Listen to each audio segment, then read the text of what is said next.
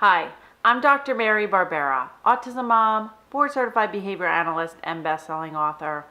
A few months ago, I did a keynote presentation in Australia where I had the privilege of presenting the lessons I've learned on my personal and professional journey with autism to a group of 300 people. At the end of the day, I also participated in a panel presentation where I was asked a question something like this. After spending almost 2 decades in the autism world, what changes have you seen? It was a great question that I have never answered before. So here is basically what I said. When Lucas was starting to show the earliest warning signs of autism in early 1998, most parents and professionals were clueless about what autism looked like in a toddler. The autism rate back then was 1 in 500 children, and early detection and screenings were not done routinely. Over the past 2 decades, the autism rate has continued to climb, with estimates now being 1 in 68 children now have autism. And as the autism rate has escalated, there is certainly more awareness of what autism looks like in a baby or toddler, thanks in part to almost everyone knowing someone with autism, and also due to several sibling studies, which are done at many university teaching hospitals in the United States. Back when Lucas was diagnosed, we knew that siblings were at a higher risk, but the most recent studies show that approximately 20% of siblings of children with autism will also be diagnosed.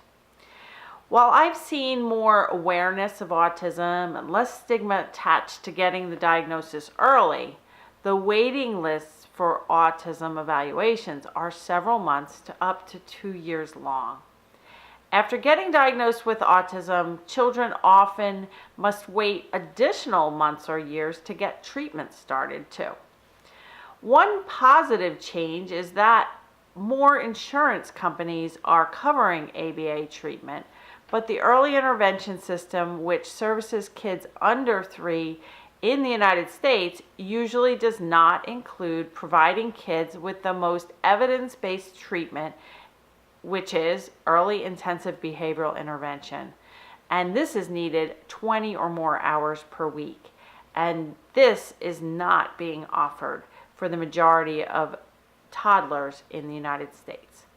So this is perhaps the most disappointing thing I've seen in my 2 decades in the autism world.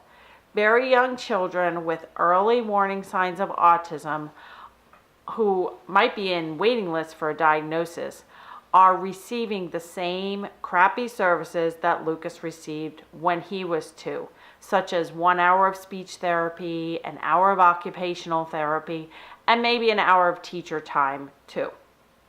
A behavior analyst is only brought into the situation if a parent knows to ask for it, and because 3 hours a week of non-behavioral therapy won't usually make a dent in the child's progress, the gaps usually become wider and the problem behaviors usually increase while the parent waits in line for an autism diagnosis or for more intensive treatment.